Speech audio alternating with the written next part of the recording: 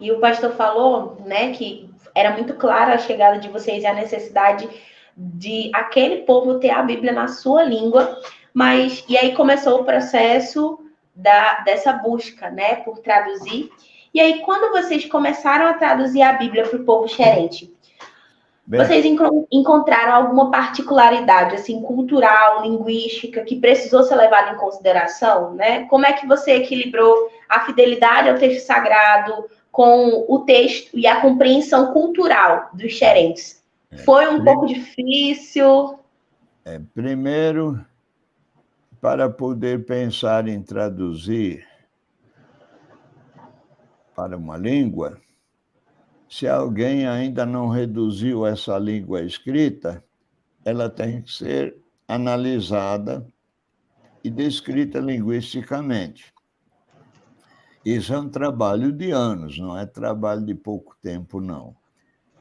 E é nessa análise que a gente vai vendo certas dificuldades que a gente vai ter na hora de traduzir a Bíblia. Por exemplo, no xerente, nós descobrimos que não há substantivos abstratos.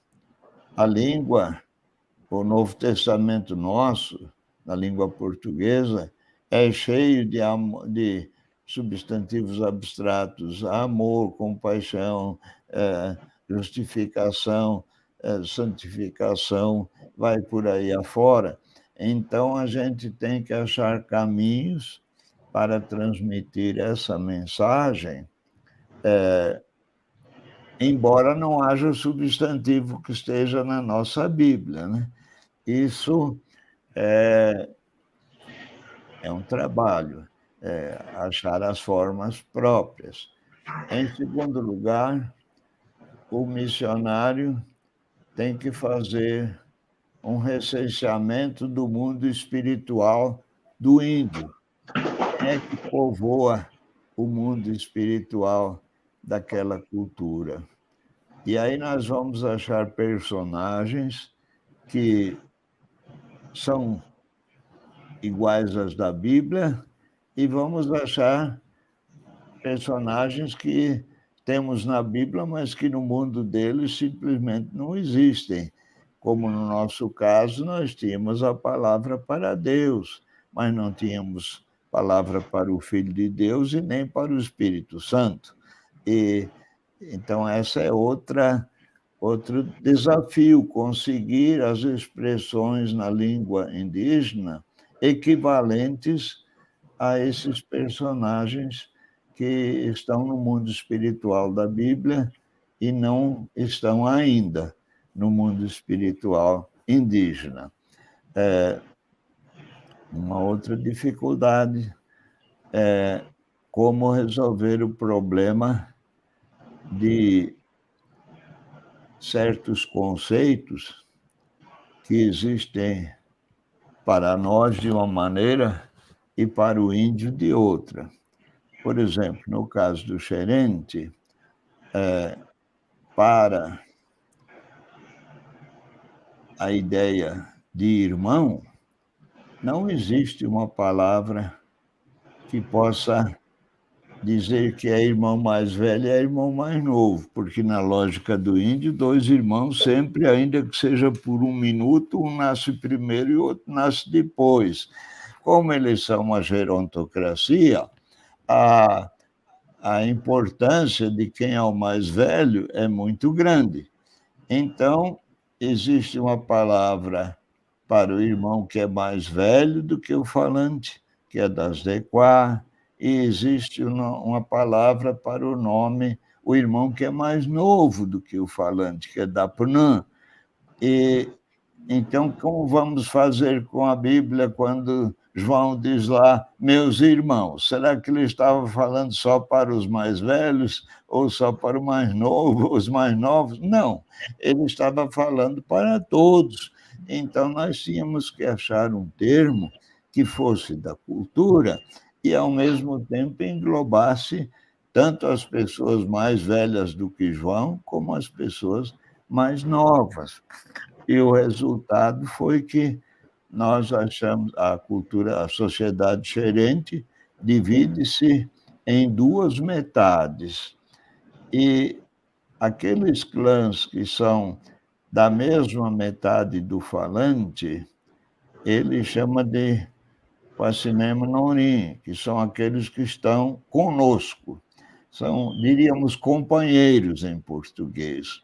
Então, optamos que o termo que equivaleria a irmão na língua xerente, a irmão no sentido da igreja, irmãos espirituais, englobando mais velhos e mais novos, seria esse mesmo termo que eles usam para designar aqueles que são do lado deles na festa, porque nós somos do lado de Deus e os outros ainda não são.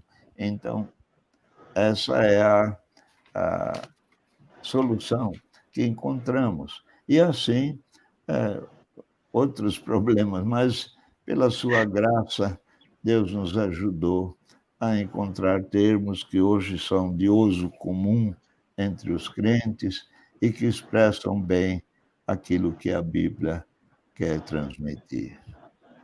E, pastor, houve, lógico, né? A gente sabe que o pastor e a irmã Wanda não construíram isso sozinhos, né? Houve, então, muitas pessoas que se mobilizaram e estiveram juntos na construção. Mas vocês tinham gente nativa daquela localidade ajudando na tradução? A nossa equipe de tradução tinha 18 falantes nativos. Então, esses é que, na verdade, nos ajudavam a entender as coisas que estavam bem em português, mas não estavam bem em xerente, tinham que ser redigidas de outra maneira.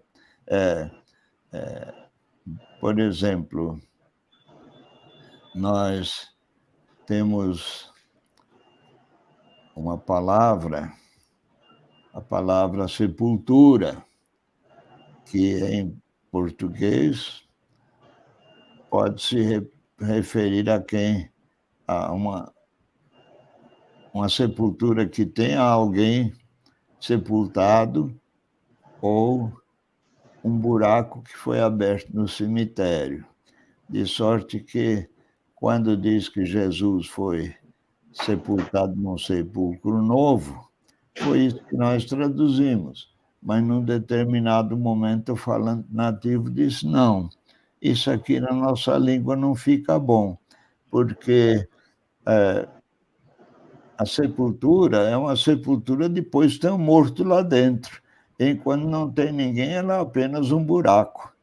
E outras coisas assim culturais, né? Mas que são importantes para que os nativos tenham uma boa noção da mensagem.